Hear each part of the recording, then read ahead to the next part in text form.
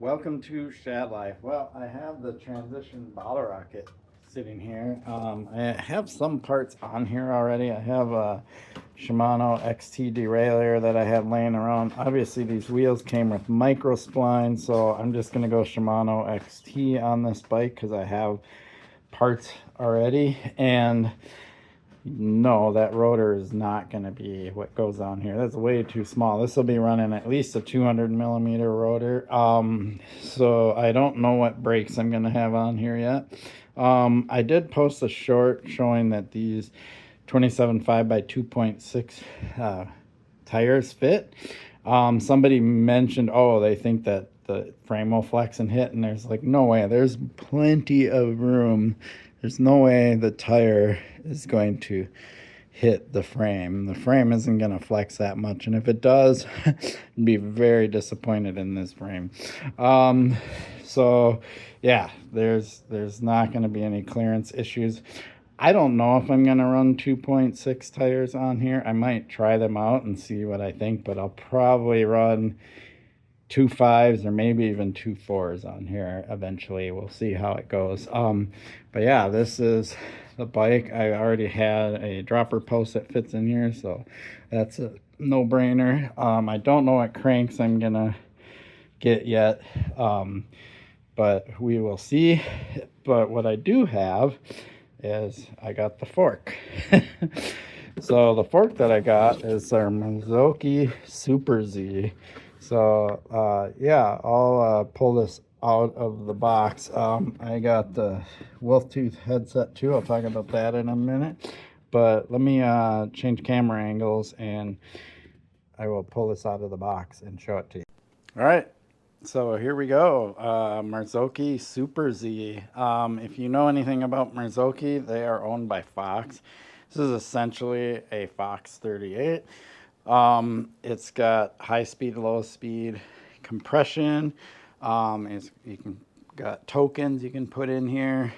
What I really like about this fork over the Fox 38 is I had a Fox 38 on my Santa Cruz Vala back here, and I switched it out for this RockShox Lear because I hated the through axle interface on that fork.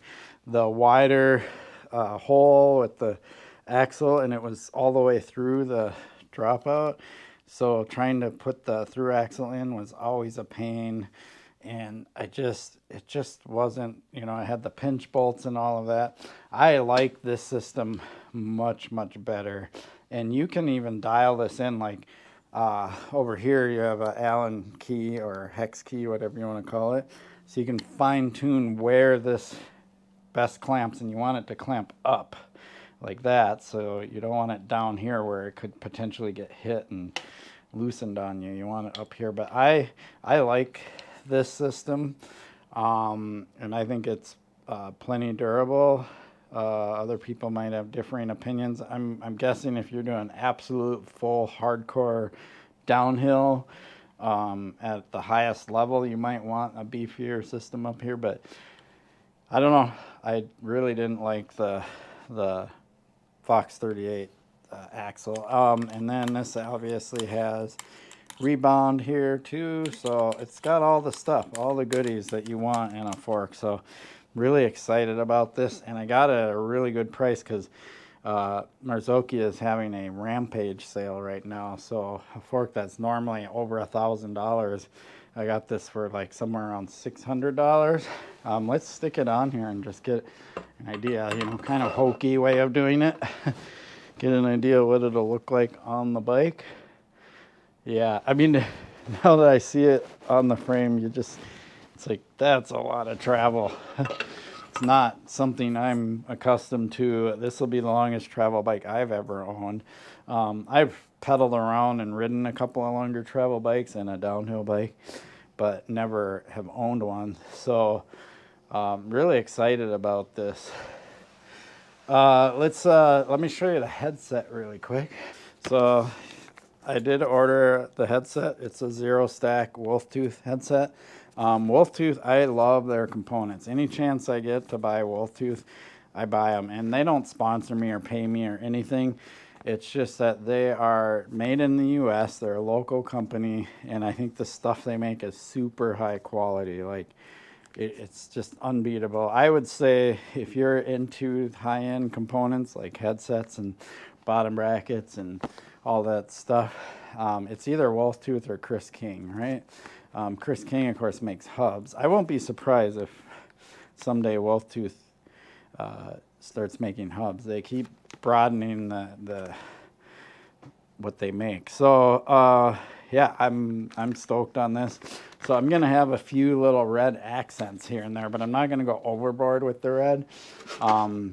The reason why there's red spoke nipples on here, and well, here's the other wheel. I've already got like the Wolf Tooth red locking rings for the center lock hubs and things like that.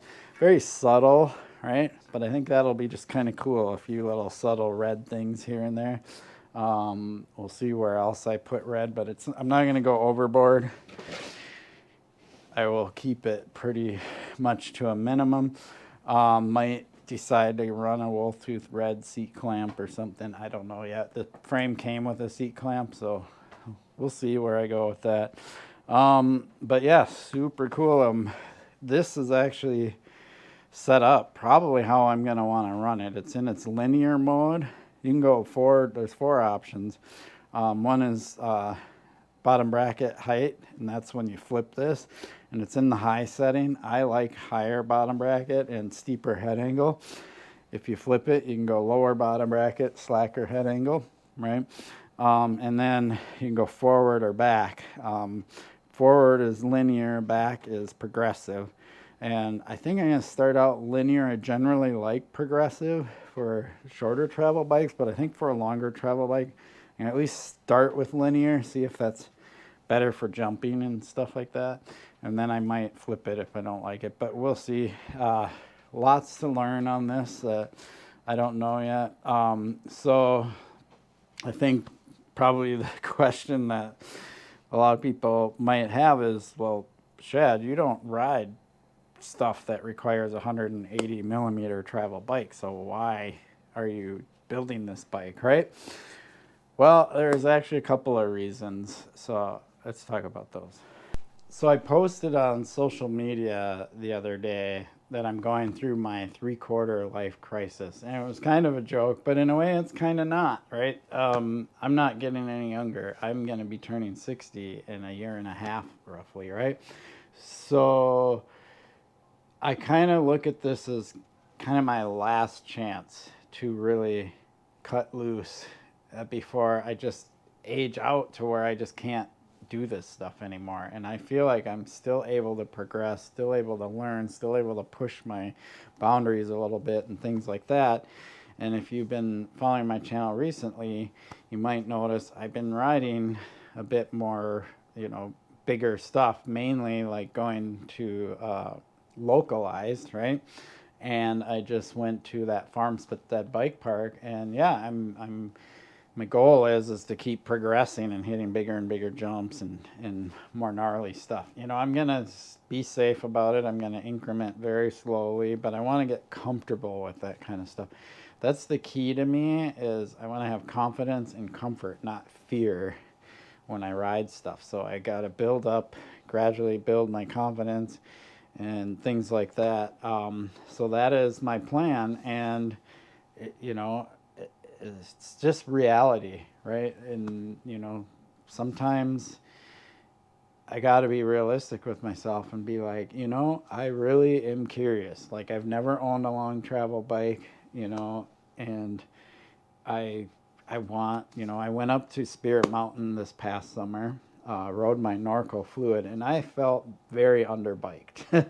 On the jump line, the flow line, I didn't feel super underbiked, but when we went over to the black lines and the more gnarly, rocky downhill descent stuff and things like that, I felt underbiked, and I'm like, man, I wish I had a bike that had more travel or whatever. Well, then Transition re-released the Bottlerocket, and what I really liked, and I mentioned this is that they're not going the super long, low slack like downhill bike trend or enduro bike trend. They're keeping the bike a bit more compact, a bit more agile. They're running 27.5 wheels, things like that that I really like, but they're still long travel, 180 millimeter. Like they kind of call this the Rampage bike. Obviously, I'm not ever going to do anything like Rampage, right? But I can still do some pretty heavy hitting things, I believe, and that's what I'm going to do. It's kind of my what do you call it? Like I don't know what to call it. Three-quarter life crisis is a really good way to explain. Yeah, I don't have much time to be waiting for me to be able to do this. I either have to do it now or never. That's probably what makes the most sense to me. It's either now or never, or whatever. So, I went and rode Farmstead, and that was casing and landing hard. Of course, I'm on my e-bike, which is like almost 50 pounds, and my shoulders hurt, right? My shoulders feel it, things like that. But I'm at that point where it's like, there's going to be a point where I'm just not going to be able to do this stuff anymore. And it's coming sooner than later, right? So I want to go have fun, live life to the fullest. That's it. That being said, I'm building this bike because next year I'm definitely going to hit Spirit Mountain and things like that, maybe Giants Ridge or up in northern Minnesota there. But I also am planning a Whistler trip. The last time I was in Whistler was 2006, so this is going to be 20 years since I was in Whistler. I've been to a lot of other places, Trestle Bike Park. I've been to Washington, ridden Duthie, ridden Mount Galbraith, ridden I-5 Colonnade, all that stuff since then, but I haven't been back to Whistler, and Whistler's changed a lot. And when I was in Whistler, I was riding a fully rigid single speed, and fully rigid meaning I didn't even have a suspension fork, right? And I shredded on that bike. We did hit the mountain a couple times, but what I mainly rode was most of the trails down below. And if you don't know, everybody knows Whistler for the mountain riding, right? But around Whistler Village, there's a whole bunch of really cool trails, at least there was back then. Whether they're still there or not, or they still work on those, I don't know till I go up there, but I don't see many people talking about them. But yeah, I'm going to go to Whistler, and on my way to Whistler, I want to hit some spots on the way out there. So this bike will be for that trip and for other places I decide to go. But that's kind of my big, plan. I don't know dates. I don't know really anything, exact stops I'm going to make on my way out there, but I just in the preliminary planning. My friend Marty might join me. He was the one that was in the video during my Bentonville crash video. Pinky is still a little jank, but it's getting there. But yeah, I'm super excited about this build, and this is a big deal to me. It really is. So I will be talking about this bike throughout the winter as I build it up. That being said, when I install this fork and headset, I'm going to do a live video feed sometime this week coming up. I don't know the day and time yet. It'll be in the evening. But I'll post it up ahead of time so you know in advance. And during the live video while I'm installing it, you can ask me questions about different things, whatever, aging, all that stuff, technical questions, things like that. But yeah, that's coming up. So if you're interested in that kind of thing, just subscribe, pay attention on my channel, and see when that will be. I appreciate your support for my channel. Please like and subscribe. Peace.